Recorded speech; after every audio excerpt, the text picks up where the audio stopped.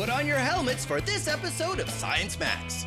We try to build a human-sized cart powered by inertia, plus Newton's laws from a caveman to crockery. Inertia on Science Max, experiments at large. Greetings, race fans and science maximites. I am Phil McCordick, and this is Science Max, experiments at large. Today, we're going to be experimenting with the drag racer. Pretty cool. It works like this. You pull the string and get the wheels going really fast, and then you let it go, and it just drives away on its own. The interesting thing is that I don't have to push it, it goes by itself. It all has to do with Newton's first law of motion, which is an object at rest tends to stay at rest, and an object in motion tends to stay in motion. Yeah. Let's get building. Here is everything you need to build your very own dragster. You need some popsicle sticks, some straws, and some shish kebab skewers. I love these. You can get these at the grocery store. Let's see, some elastics, and of course you want wheels, and I just cut my wheels out of cardboard. So here's a quick explanation of how to build your dragster. First, use anything round to trace 3 circles out on your piece of cardboard. Remember, you want 2 big and 1 small circle. Then, cut out your wheels. Then it's time to make the frame of the dragster using popsicle sticks and elastics. Just put 2 popsicle sticks together, then wrap the elastic band around them to keep them together. First you build one side, then the other side. Then, add some pieces across the middle to give it support. Remember not to put any popsicle sticks too near the ends because they'll get in the way of your wheels. Next, cut the straws into small pieces and use an elastic band to tie them to the ends of the popsicle sticks. Then it's just a matter of sticking the shish kebab skewer in a wheel, passing it through the straws, and sticking on the other wheel. Don't forget that the small wheel goes in the middle at the front. You can trim the skewers afterward by just breaking it off short. If you want step-by-step directions on exactly how to do this, you can go to our website. It's all right there. Now the last part is wrap some string around the back axle so you can pull and the wheels will spin. Let's check it out and see how it works. Didn't work that well, did it? That's because we haven't added the secret ingredient. Plasticine, the perfect secret ingredient for all of your dragster needs. And also sculpting, because that's what it's for. Remember how I said an object at rest tends to stay at rest and an object in motion tends to stay in motion? Well, the heavier something is, the more force you need to change its direction, either get it moving or make it stop. That is called inertia.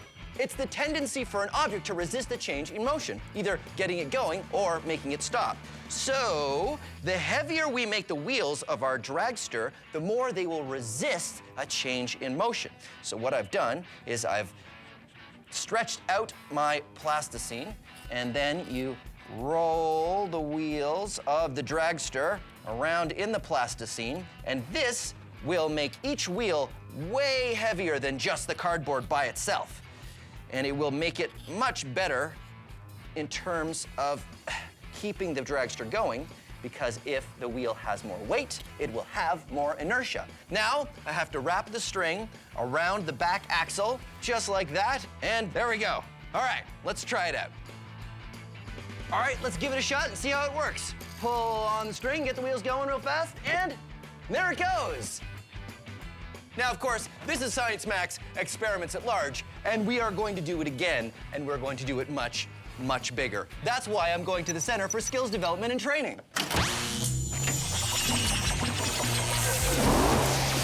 I thought it was bigger.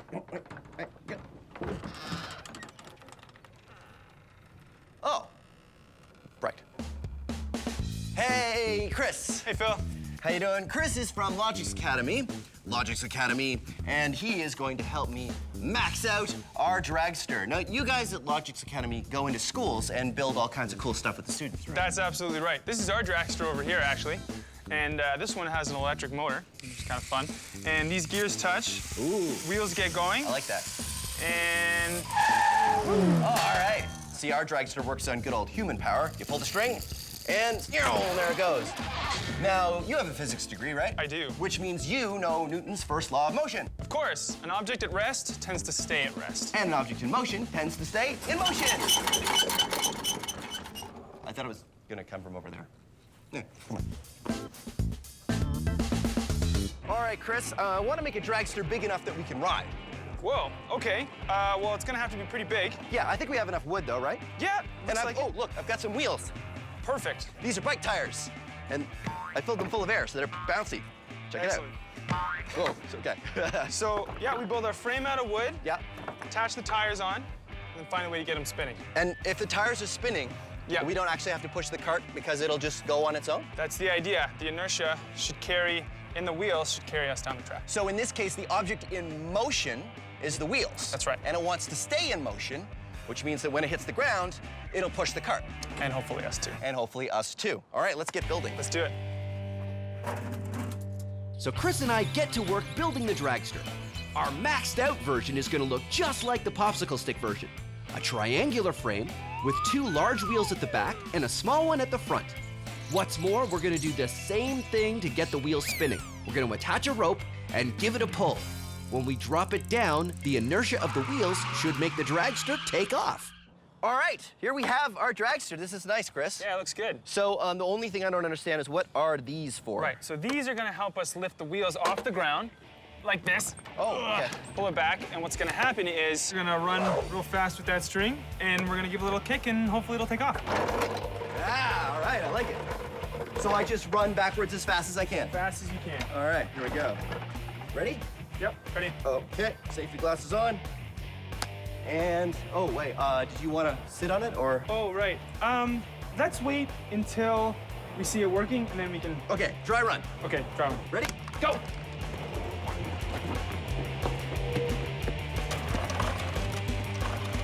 Run, Phil. And go! Yeah! So here's what happened. Remember, the cart has no power of its own. It was able to drive away from a stop using the inertia it got from its spinning wheels, and a little bit from Chris's kick. That worked pretty well. That was awesome. Yeah. I think we can make it go even better. You think so? I just think we need a bit more speed. Yeah. All right, well, let's pull it back to the start. Okay. So what, the wheels weren't going fast enough? Yeah, I think so. I think that you running, was great, but maybe if we use something motorized. Well, I think using a motor feels like cheating. No, not on the wheels. Maybe, Oh, just to get the wheels spinning fast? Yes, that's right. But I don't know how that would work. Well, I was thinking a power drill. A power drill. Yeah. I don't get it. Okay. How do we use a drill? Let me explain. So we'll take a drill. Right. And we'll attach it right under this axle here. And that'll get the wheel spinning a lot faster than we had it before. Oh, I see. So you put the drill right here at the end, and That's right. it'll spin the wheel. That's right. Huh. That's the idea anyway. And once we get it up to speed, hopefully a lot faster than before, give it a kick, it should go a lot farther. Okay, great. So that's way better than me running all the way back with the rope. I think so. All right. Now here's the real question. Should we just go for it and have someone ride it when we do it with the drill? Well, who gets to ride it? Oh, rock, paper, scissors. Okay. Let's go. 1, 2, 3. Oh, Yes. All right. I will get a drill. Okay. What kind of bit do we need? Hex bit.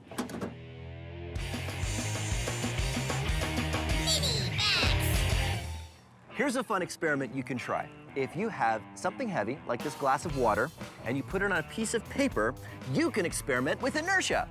If you move the paper slowly, the glass moves with the paper, because the friction between the paper and the glass is enough to overcome the inertia of the glass. But if you move the paper quickly, the friction is not enough to overcome the inertia, and the glass stays put. And now, let's max it out.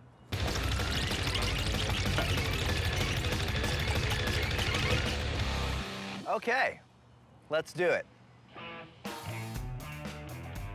All right, now you might be tempted to try this at home, and you can, but please, for me, promise that you'll let an adult know you're about to do this. And don't use breakable plates. Use plastic plates, because this will take a couple times of practicing before you get it right. Put something on the plastic plates, because the heavier they are, the better it will work. All right. Did I mention not to do this at home unless an adult knows you're doing it? I cannot stress that enough. Okay, deal? All right, deal. Here we go.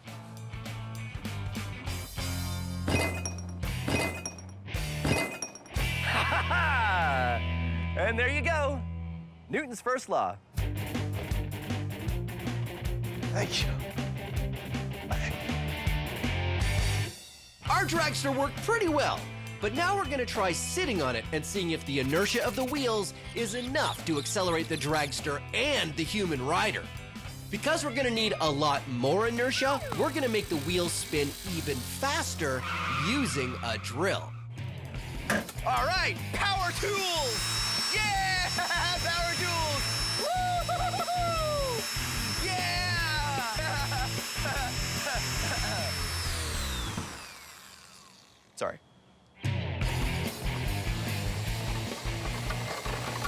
When I attach the drill to the wheel, it works really well. Yeah, that is really gonna work. All right, let's do it for real. So, what do you want? Helmet or blast shield? Blast shield. Blast shield. All right, there you go. You ready? Go. There you go. Whoa, man. Okay. Remember, the faster the wheels are spinning, the more inertia they will have. Ready? Ready. And...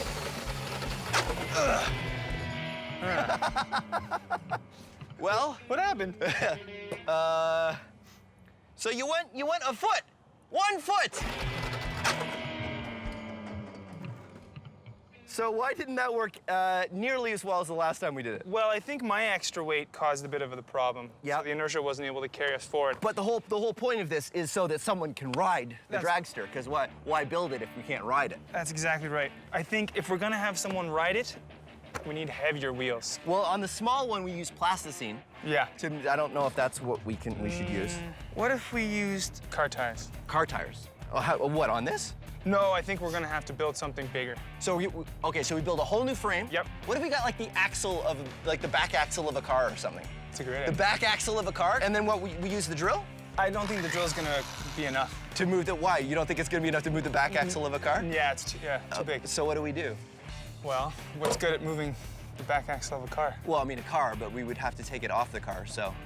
We could use another car. We could use another, we could use another car. You could use another car. You'll have to explain how that works. Okay. Let's go get the stuff, and you can tell me how we're gonna use. So how do we use another car to make the first car go? Okay, I'm thinking we jack one car up, Yeah. back our big dragster. Newton's laws in 60 seconds. Isaac Newton was a super genius, and among the many things he did was come up with 3 laws of motion that describe how everything moves or doesn't move.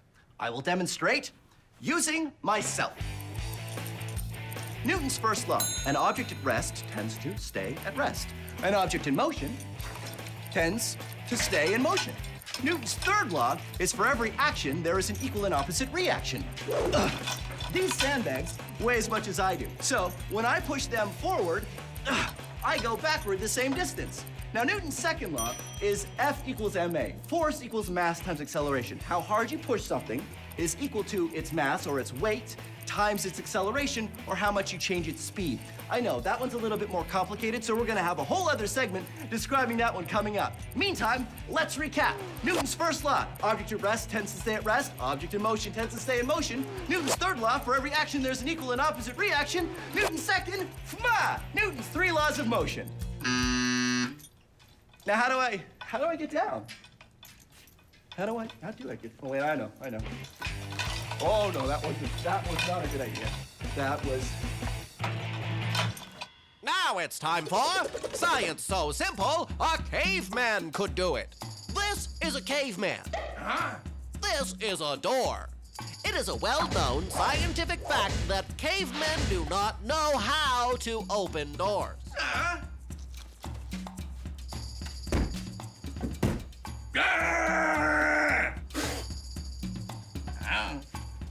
This is Newton's second law. Force equals mass times acceleration. Our caveman thinks he can open the door if he uses force. Well, what if he was to walk briskly into the door?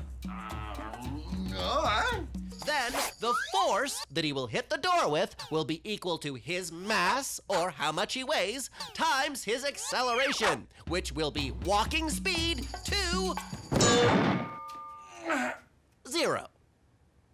It didn't work, did it? No! Looks like we need more force. If we want to increase the force, we need to increase the mass, increase the acceleration, or both. A rock! That's perfect. If the caveman holds the rock, he has a greater mass.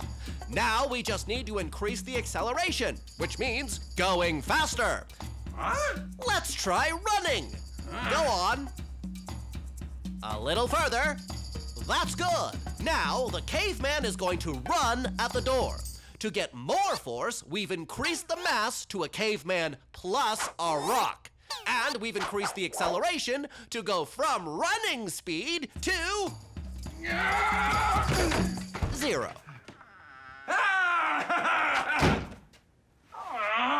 And there you have it. That's how Newton's second law works. Join us next time for how doorknobs work. What?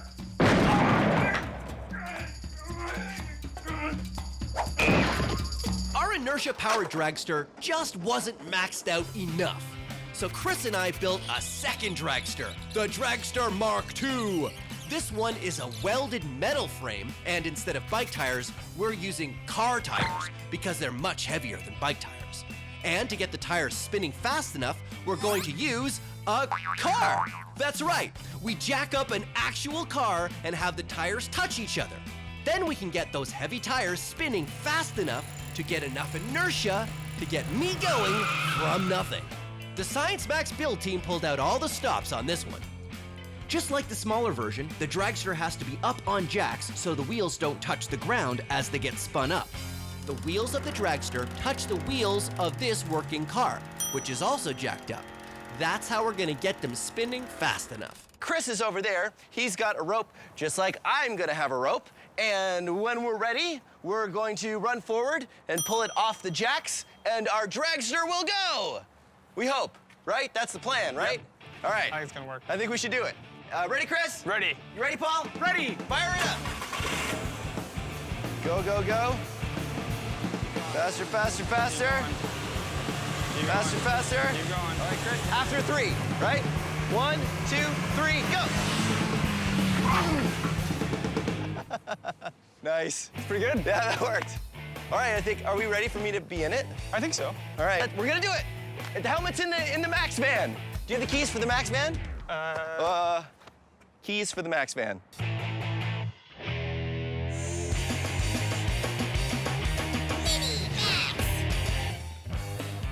Here's another small experiment you can do with inertia. Take a stack of checkers or game pieces like I have here. Oh, or coins. Coins work really well. And a ruler or something else that's flat. This is the kind of stick they give you at the hardware store to stir your paint with. Now you can knock checkers out of the middle of the stack without the stack falling over, if you're very careful. You see, the friction of the checkers leaving the middle of the stack won't be enough to overcome the inertia of the rest of the checkers. Ready?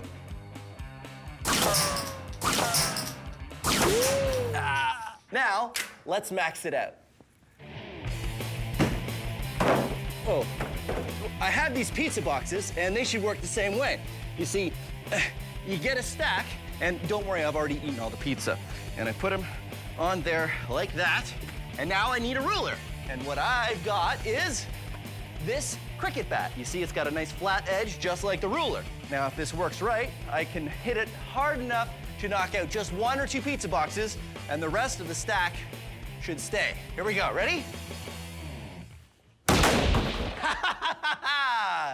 Science! Awesome. And there you have it. Newton's first law. An object at rest tends to stay at rest, and an object in motion tends to stay in motion. An object in motion tends to stay in motion. Usually there's a sign that kind of... Well, our inertia-powered dragster worked really well. And now it's time for the final step. Me, riding it to glory! Now, I know it probably doesn't need saying, but don't try this at home. Not that I think you really can try this at home because this is kind of involved, but I figured I should probably tell you guys just in case you were tempted to try it at home. We know what we're doing. We know what we're doing, right, Chris? Yes. Yes, we know what we're doing. All right. Fire it up. Keep it going. Keep it going. All the way. Whoa. All the way. 3, 2, 1, go! Woo!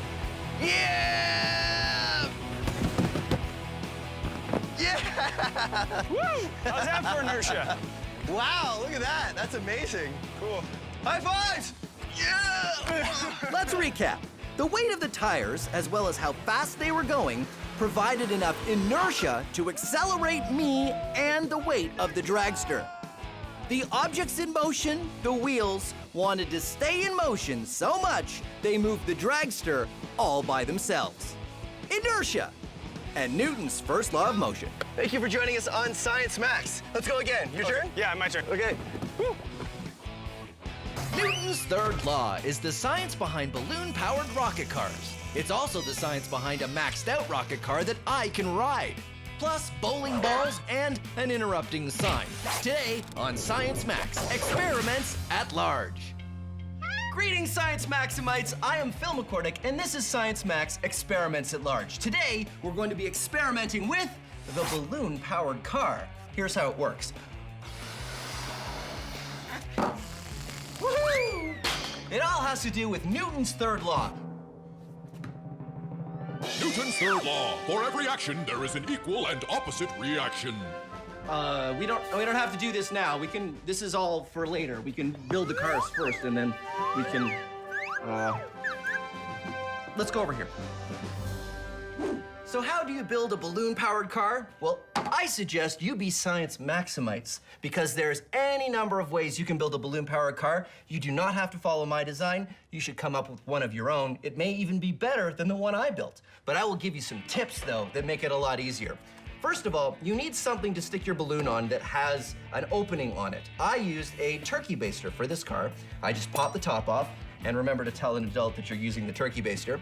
And then you stick the balloon on there, and it allows you to attach something to the car, and it also makes it easier to blow up the balloon.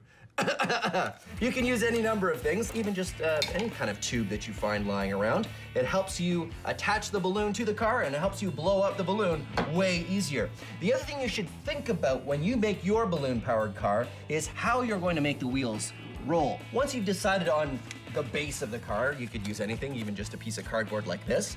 You can do your wheels in two ways. The first way is to attach the wheels to the axle. This is how I made the axle of this car. I used a shish kebab skewer, and I stuck it inside a straw, just like that.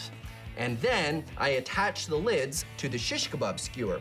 So the lids and the shish kebab skewer are attached, and they rotate in the straw. That's one way to make the wheels turn. The other way is to tape down the axle or whatever you're going to use and have the wheels spin around on the axle. Two great ways to make your wheels turn, and it really kind of depends on the wheels you're using. You can make your own design and keep refining it and making it better and faster, or do what I like to do and make a whole bunch of different cars. So we've got this one. This one I made out of paper plates, and this is a snorkel. Awesome. This one is the rock car, because there's a rock on it. I've got the dragster model. It's a long broom handle, and it might not work that well, but who knows? And this is my favorite design. It's made out of waffles and an ice cube tray. This is why I make a whole bunch of different cars, because I can race them. Sunday, Sunday, Sunday at the Science Maxodrome. It's the balloon-powered car winner-take-all drag race of awesome. First up, the Eliminator.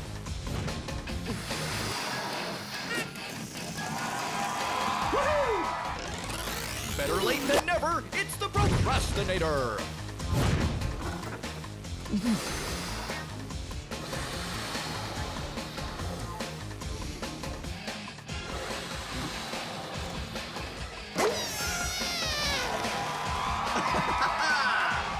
Crushing the competition, it's the Terminator.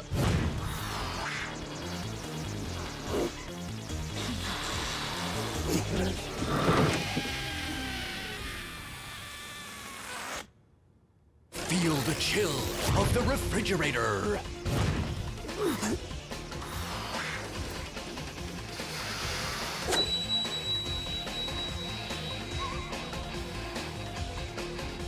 right! And last but not least, the, regurgitator!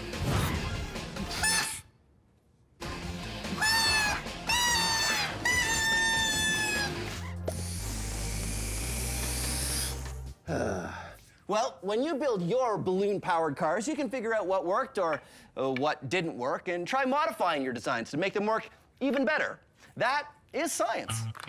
And now we're gonna max it out because this is Science Max Experiments at Large. So we're gonna take that small balloon-powered car that we just built and we're gonna make it much, much bigger.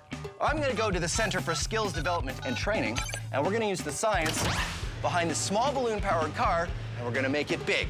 That science is Newton's third law, but there's plenty of third law. no, there's, For every action, there's there is plenty an of time for this equal later. and We're not doing this bit now. We're doing that bit in a minute. So we can. No, I said we're doing it later. We're doing it later. Here.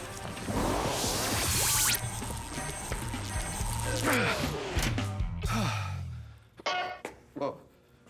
Hi, Sarah. Hi, Phil. This is Sarah, and she's got a master's degree in physics from McMaster University. That's right.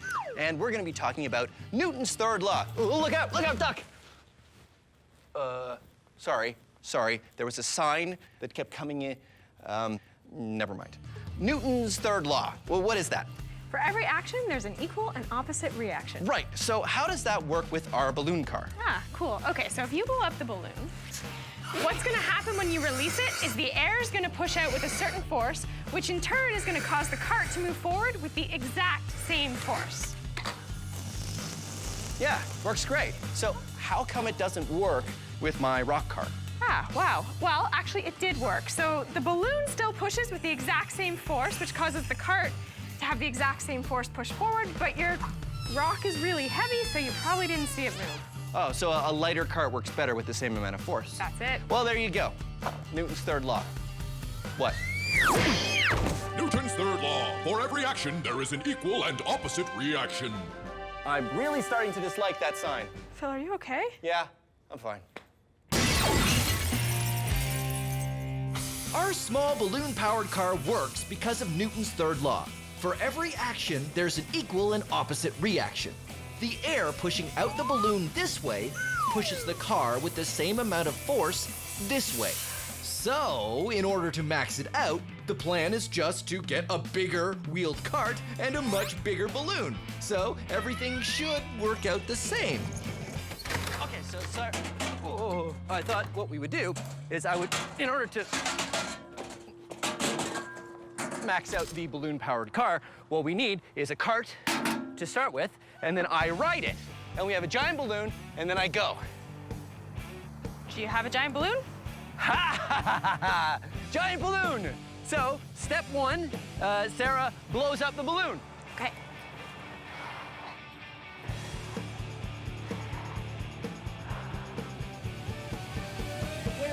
Wait. Use this air compressor, it'll probably be a lot faster.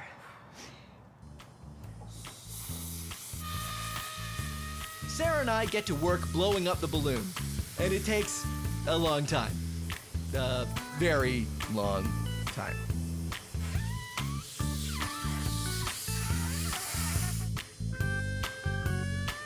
Okay, human-sized balloon-powered car test. Take one. All right, Sarah? You got it? Yeah. Okay, let it go. Okay, go! Let it go. I did. You did let it go. I just let go. Nothing is happening. It's not coming out fast enough, and you're a bit too massive. I don't think it's gonna work like this. Really? Yeah. Okay. Balloon-powered car test 2. No fill. I'll just take it. What happened? I don't think it worked. The balloon popped. Phil, are you okay? This is why you wear protective eyewear. Yeah. So, that didn't work. No. No. Should we get another balloon? I think we need something else. Okay, well, the air coming out of the balloon just didn't have enough force, so. We need the air to come out with more force. Yeah, do we get, what, a bigger balloon? I don't think that's gonna work. I don't think it's that. I think we need something with compressed air. Oh, like a scuba tank or a... Fire extinguisher, something like that. Yeah, that's what we need. Okay, sure. Well, we can All right, so I don't know if that's safe to do that, so we'd have to build like a cage or Yeah, something. I don't know if it's gonna work on this. All right, well, back to the drawing board. So Okay. what we should do is we should get We need to find these tanks. get the tanks, and then we make like a frame out of aluminum or something. Okay, that could work. Yeah, That's they a can good hold the idea. tanks, so Yeah. they're safe. And then what we should do is... Who was Isaac Newton? He was a mathematician and probably #1 on the list of top scientists of all time. Albert Einstein said, Isaac Newton was the smartest person that ever lived. You've got to be special if Einstein is calling you smart. Newton's 3 laws of motion was a huge idea, but did you know Newton also came up with the idea of gravity? The famous story is that in 1666, Isaac Newton was sitting under an apple tree when he watched an apple fall and wondered why.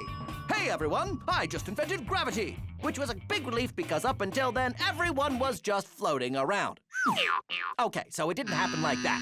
He didn't invent gravity, he gave a name to this invisible force and then described how it works. Not only did it make things fall down, but it was the same force that kept the moon circling the Earth and the Earth circling the sun. And he invented a new kind of math to explain how. We now call it calculus. See? I told you he was smart. He's very smart.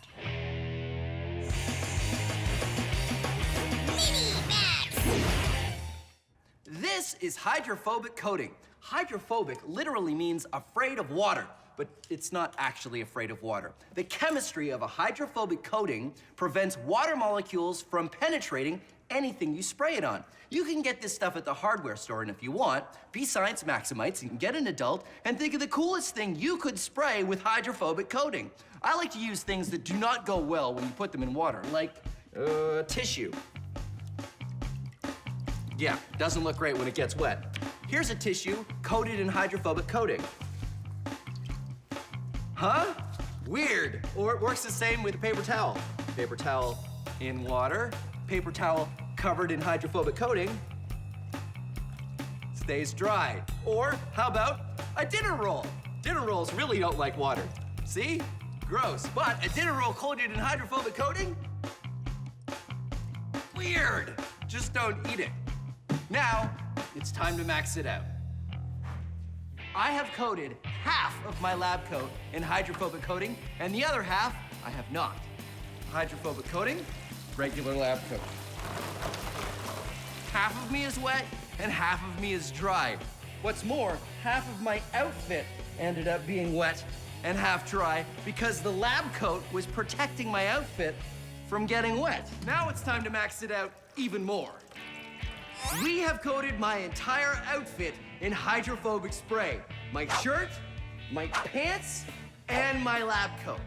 The pants have been taped to rubber boots, so no water's getting in there. And my shirt has been taped to my pants, so no water's getting in there. So here's the question. Can I get into the pool and out of the pool and stay dry? Let's find out. In the pool, out of the pool, and I'm still mostly dry. Now here's what really happened. I got into the pool, and I realized I should have duct taped the pocket, because all the water went in there, down into the rubber boots, started filling up the rubber boots, and now my entire leg is full of water because the hydrophobic coating isn't letting it come out. So the hydrophobic coating isn't keeping the water out, now it's keeping the water in.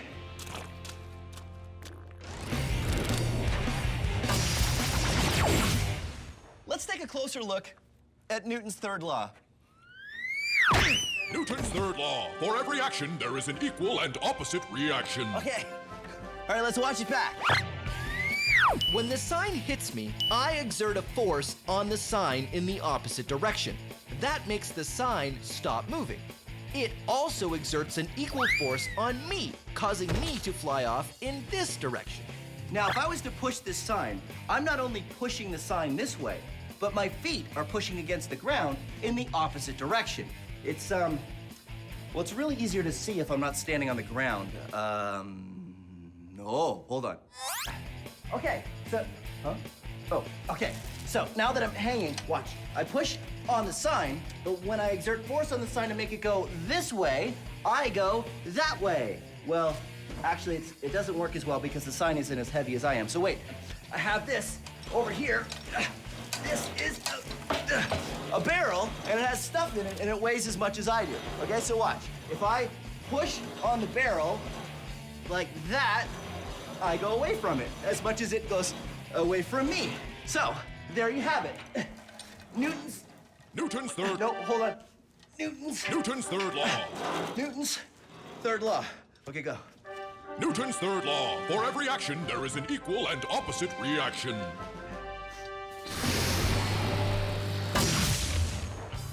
So, using a giant balloon to push me on a cart didn't work. What happened? The plan now is to use the compressed gas cylinder. Just like a balloon, these cylinders contain a lot of air. If we get a cart and put a gas cylinder in a cage for safety on the back and open the valve, the escaping air might have enough force to push me. This is 2 cubic meters of air. If we were to put it in a balloon, the balloon would be this big. But if we compress the air, we can fit it all into one of these, a steel tank. This is what we're going to be using next for our air-powered car. Got it? Yep. All right. Good. So Sarah and I have been hard at work, and we've built the air-powered cart. We can't call it a balloon-powered cart anymore because now we've got a compressed air tank, so it's not a balloon that powers it. Exactly. Okay, so I'm gonna sit on here, Sarah's gonna turn on the tank, and I'm gonna go. And before we do this, we should say, do not, under any circumstances, try this at home. We are trained professionals. You ready? I'm ready. Okay, high five first. Okay, now we do it. Okay, so before I turn the tank on, make sure your feet are down and the brakes are on. Gotcha. Don't take them off till I say go. You have got it. All right. Ready? Okay.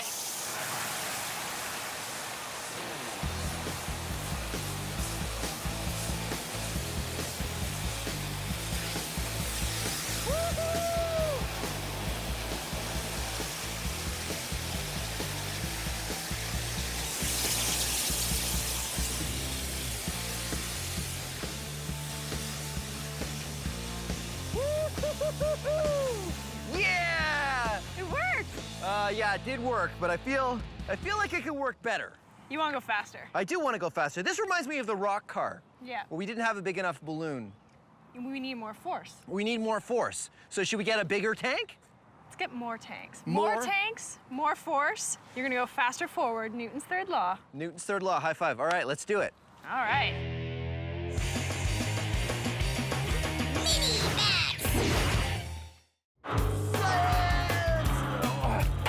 Whoa. Okay. This is Newton's Cradle, and it's a really cool toy that demonstrates all kinds of laws of motion, including Newton's third law. What you do is you pull this one ball out, and when it hits these balls, they exert force on that ball to make it stop moving, but it exerts force on these balls, which travels through the balls and makes this one on the end fly out, like that. Now, there's a lot going on here, but you can really see how the force is equal that you put in and you get out if you use 2 balls. I swing 2 balls up, and 2 balls go out that side. Isn't that cool? Now, it wouldn't be science max unless we maxed it out, so come on. Whoa, okay. This is one we built out of bowling balls. Bowling balls, bowling balls, instead of smaller balls. And I think it's gonna work the same way. Let's find out. You throw one out, and haha, yeah, it works the same. Okay, now let's try it with 2 balls. Okay, ready? Wait. And 2 balls, throw them out. And 2 balls on that side. All right, so there you have it. Whoa. Newton's third law. Oh. Ah! Newton's third law. For every action, there is an equal and opposite reaction. So our single pressurized tank created enough force to move me, but not very fast. The plan now is to do 2 things. First, we're going to triple the amount of thrust by using 3 tanks. We're also going to use some pipes that lock into each other to give me an initial push. These pipes slide together, and when the air is turned on, the pressure in the pipes will cause them to slide apart, which will push me forward. After that, I use what's left in the tanks to keep going. All right, now it's time to max it out. I've enlisted the help of a few more Science Max people. Thank you very much, Corey. You'll see now we have 3 tanks of compressed gas, and we've also got this nifty little contraption. How does this work, Sarah? All right, so each tank is attached to a tube, Yeah. and you can see that each tube goes into this one main tube, so when we turn them on, pressure's gonna build up, and we're gonna go forward with more force. Well, that's great. And Reed is stacking cinder blocks, thanks Reed, up so that will push, the pipe will push against the cinder blocks, and then I'll go that forward. way. All right, well, are you guys ready? I'm ready. All right, let's do it. Now, again, I have to say, thank you, Corey, I've got it.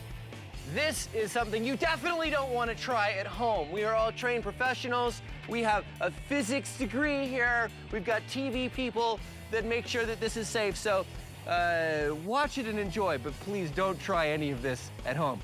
Okay, I'm ready. Sarah, count me down. 3, 2, 1.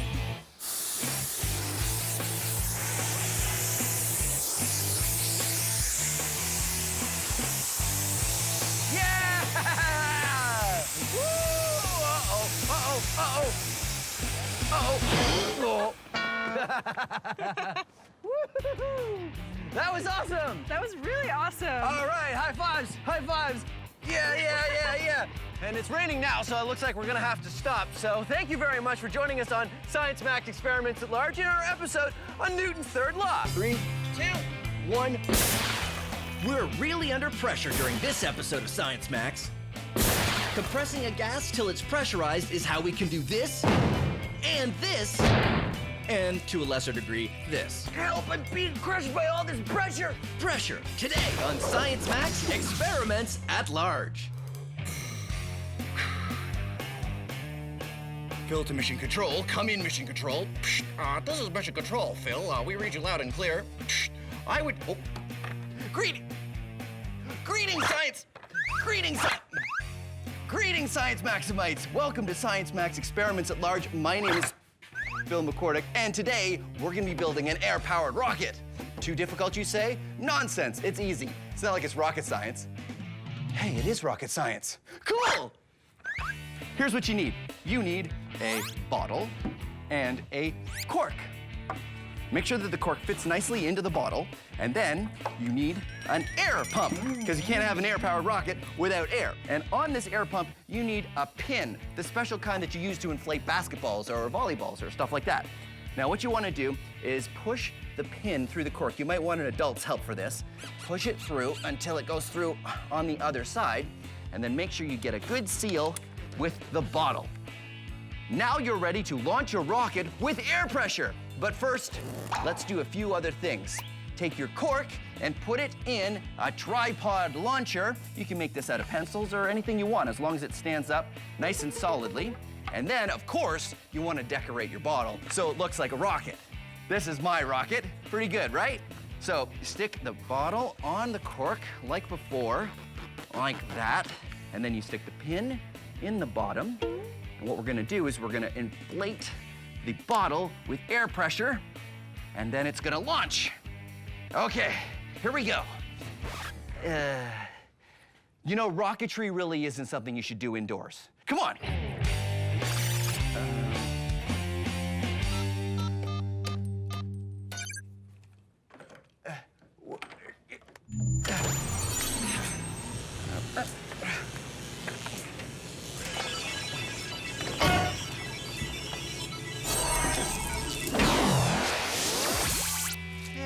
This was supposed to be a field. What's going? Why are there? Oh, it's in my shoe. Oh, this will do nicely. Now, don't forget to do this with an adult, and don't forget your safety glasses. Now set up the rocket in a nice big open area and make sure it's pointed away from you. And then what you do is you pump the air pump. And it puts air into the rocket, which pushes down on the water, which will push down on the cork, until eventually...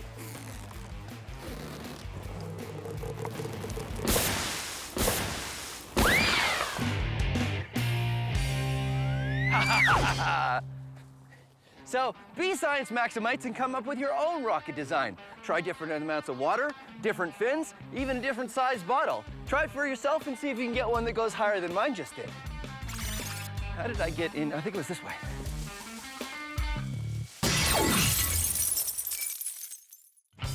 Do you want step-by-step directions on how to build your own air-powered rocket? Well, don't worry. Everything you need is on our website.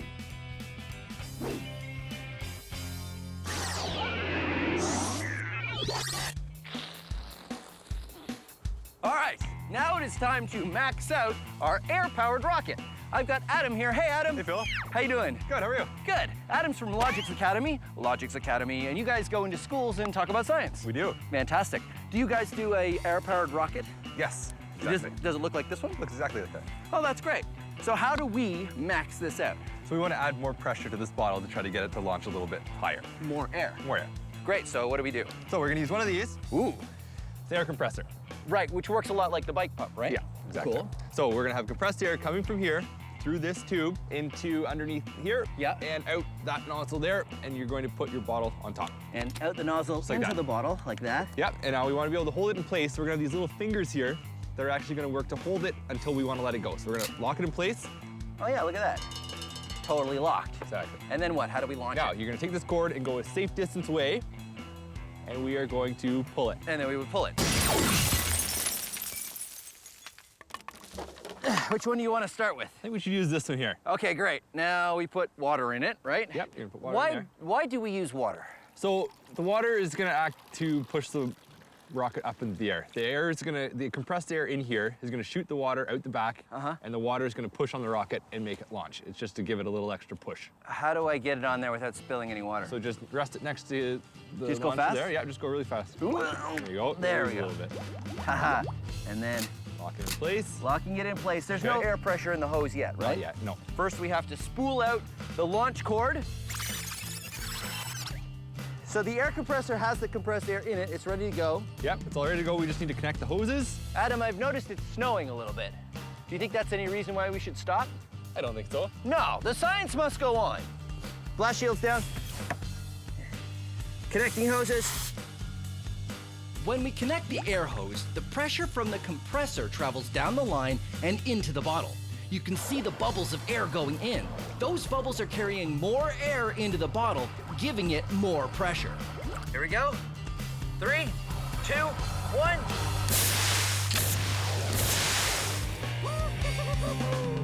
All right, another rocket. Let's do it again. Launching in 3, 2, 1. Woo!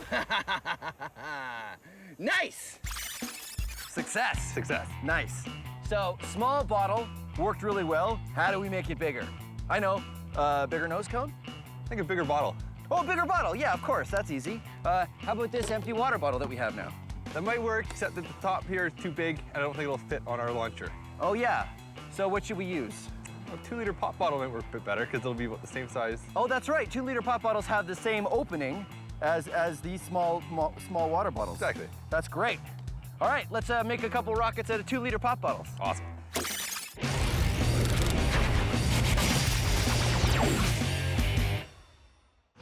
Pressure happens when you squeeze something or compress it.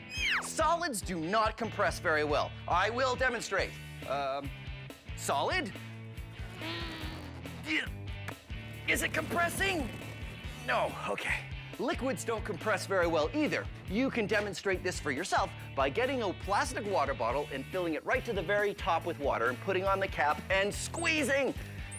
You'll find that you can't really squeeze the bottle very much. But if you empty out half of the water, no, don't pour it on the floor, and then put the cap back on the bottle and try to squeeze it, you'll find that you can squeeze it a lot more. That's because gases compress much easier than solids or liquids. Here's what's going on. Say this container is, well, any container, and these magnets are air molecules. Now I'm gonna put the magnets in pole to pole so they repel each other and wanna stay a certain distance apart, just like air molecules do. There we go, a container at normal gas pressure. Now watch what happens when I add more gas molecules. they start to get squeezed together. And if I add more, the amount of space that each one gets is less and less. Now this container is under a lot of pressure. These molecules really want to escape through the top of the container, but they can't because I'm holding them down. If I took something like this plunger and I pushed them down even more, now they're really under pressure. They want to get out, but they can't because I'm holding them in. Now watch what happens when I let them go. They all pop out the top, and the container has returned to normal gas pressure. That's what happens when we put gas in a container like this one. These containers that hold compressed gas are made out of solid steel because you need something really strong or it might explode if you put too much gas pressure in it. That's why these are only filled up by professionals who know exactly how much pressure it can take. That is the power of pressure. Our air-powered rocket was working pretty well, but there's always room to max it out. In order to do that, we need to understand how it works. First, we fill the bottle almost halfway with water, then we add air to the bottle. The air pressure builds up, and the air presses down on the water. The rocket takes off when we pull on the release valve, which was blocking the opening of the bottle. Once that happens, the air pushes out the water. It's the water that gives us our thrust, so the water is very important. Once all the water is gone, the air escapes and the bottle returns to normal air pressure. But by that time, it's high in the sky. Now the plan is to use 2-liter bottles instead of regular water bottles to see if they work better. Now we've made a few more rockets out of 2-liter bottles, and I'm gonna fill this one up with water, and we're going to fire it again and see what happens. Now, the idea is that these will work better because they have more volume, and more volume means we could possibly put more air pressure in. It's hard to know until you try it, of course. But the other reason why it might work better is 2-liter bottles generally hold carbonated beverages, which means they already have to be made a little stronger than regular water bottles because they have to hold in the carbonation, which is just like air pressure. All right, ready to go. Okay, here we go. You ready, Adam? Yep. Okay, blast shield down. Pressurize! 3, 2, 1.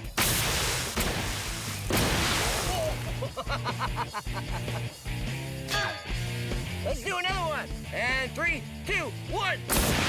Whoa! Wow! This is the superhero design rocket, which I'm very excited about. All right, Adam, it's going really well. But before we fire this next one, how can we make it bigger, better, and more awesome? Get more pressure. More pressure. How do we do that? Well, we're firing at about 90 PSI right now. PSI, pounds per square inch of pressure, right? Yep. So we could increase it.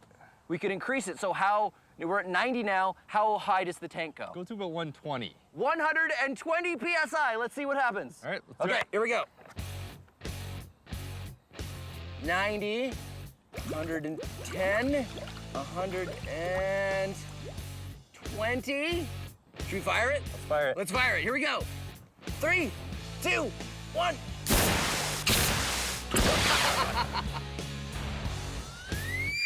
All right. Hey, actually, it worked okay. There's just a piece missing here, but I think the bottle is still okay. Yeah. So, 2-liter bottle, full pressure.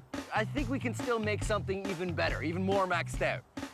What if we used an even bigger bottle? You know the 5-liter ones that you see on a water cooler? Yeah. You think we can use one of those? Definitely. I think we could use that. We need to change the mouthpiece size Yes. to fit our launchers. Well, let's do it. Do it.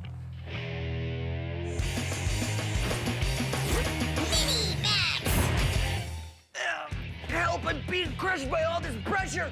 A whole kilogram is being pushed down on every square centimeter of my body. 103 kilopascals. Actually, 1 kilogram for every square centimeter on your body is the exact kind of pressure that you and I are under at all times every day. We don't notice it because we're used to it, but it sounds like a lot, doesn't it?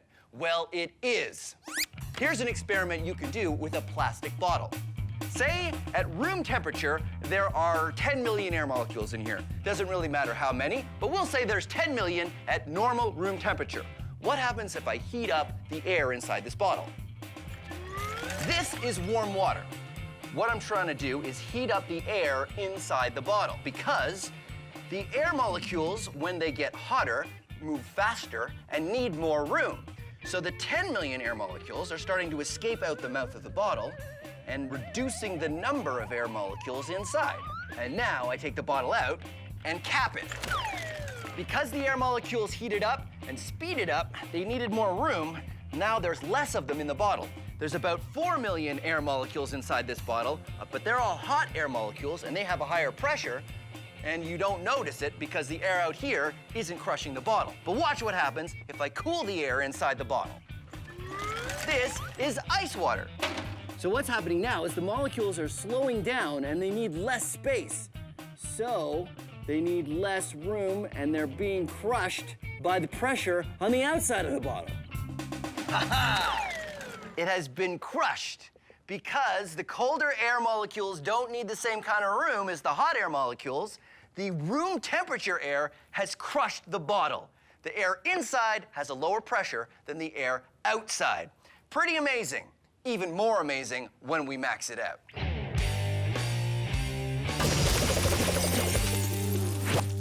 This is a steel drum. What we've done is we put some water in it and we're heating it up to boiling so there's nothing but hot air inside the drum. This is an airtight cap, which we use to seal the drum. And now we cool the drum off. Hey, Trevor, give me a hand. Ready? 1, 2, 3, you lift!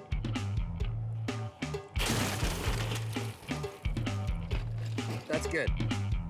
This pool is filled with ice. What we're doing now is cooling off the steel drum, which will cool off the air inside it. Which means, eventually, the air inside the steel drum will be a much lower pressure than the air outside the steel drum. Because this steel drum has a lot more volume than a 2-liter pop bottle, it takes a lot longer for the air to cool down.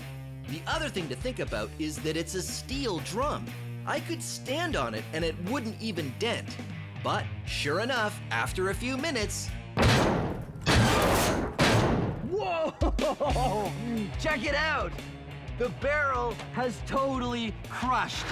The low pressure air inside the barrel wasn't enough to withstand the force of the regular air pressure that you and I walk through every day. The air pressure all around us is enough to crush a steel drum. How cool is that? Our air-powered rockets have been working really well, but we still want to go further. Since the 2-liter bottle worked better than the water bottle, we think increasing the size again might make it more awesome. So now the plan is to switch our 2-liter bottle with a 20-liter water cooler jug and make a rocket out of that. Because the launcher nozzle, which holds the bottle in place till we're ready to launch it, isn't going to fit the opening of this bigger jug, we've decided to use the cap that came with the jug. If we screw the cap on, it'll work sort of like the cork. The air pressure will press down on the water and keep pushing against the cap until the cap has a catastrophic failure, which is a very cool way of saying that eventually the cap will break and the bottle will shoot into the sky. 20-liter water cooler jug filled with some water. This is the cap that'll work sort of like the cork. We put the air pressure in there, the cap can't take it anymore, pops off, and the thing flies, hopefully. Let's find out. Okay, that looks good. There. Let's do this. Go for pressure! Uh-oh. Uh-oh. Oh, no.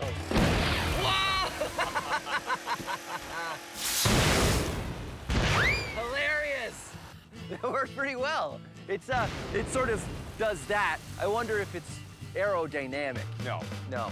So, what else can we do to make it even more maxed out? I think we've used the 2-liter bottles that work really well. The 2-liter bottles Yeah. are the best, right? I think so. So, what do we do? We can probably stack them. We stack them on top of each other. Yeah. That worked. I like that. So we put a whole bunch of them together. Yeah. Tell you what, I'll do you one better. Why don't we use 3 stacks? Awesome. We'll use 3 stacks, 3 launchers 3 times the thrust, and we'll make a giant rocket out of 2-liter bottle. Yeah, great idea. High fives. Here we go. Gas molecules get further apart when you warm them up and closer together when you cool them down. So what happens if you keep cooling them down? Well, they turn into this. This is liquid nitrogen. Nitrogen makes up 78% of the air we breathe, but when you cool it down to minus 196 degrees Celsius, it turns into a liquid. It's boiling right now because at room temperature, nitrogen wants to be a gas. So the liquid nitrogen is turning into gaseous nitrogen, and all of the extra molecules are escaping through the top of the bottle. So what happens if I put a cap on the bottle?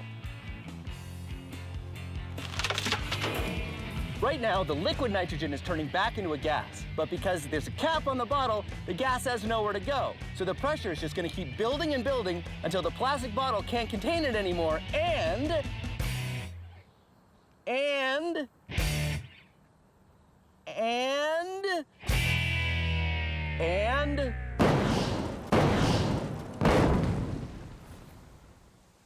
it pops like a balloon. Science! Our rockets have gone from small to bigger to even bigger. Now the plan is to use 3 2-liter bottles and create columns of them into a giant rocket. We pressurize them just like we did before, but with more thrust, it might work even better. Even if it doesn't work better, I'm pretty excited about this new plan. Giant rocket!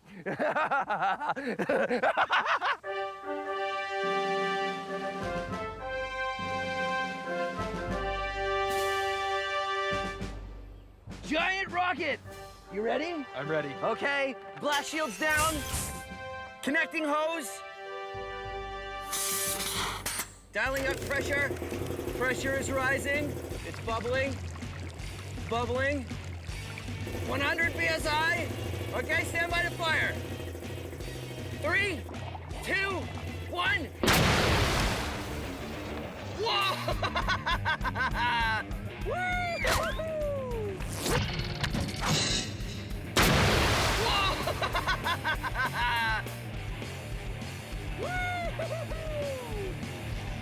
Awesome!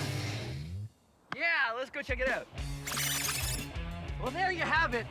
Rocket Science Max. Experiments at large. Well done. Nicely, nicely done. Do you think we could fire it again? Yes. Yeah, it looks like it needs some repairs, though.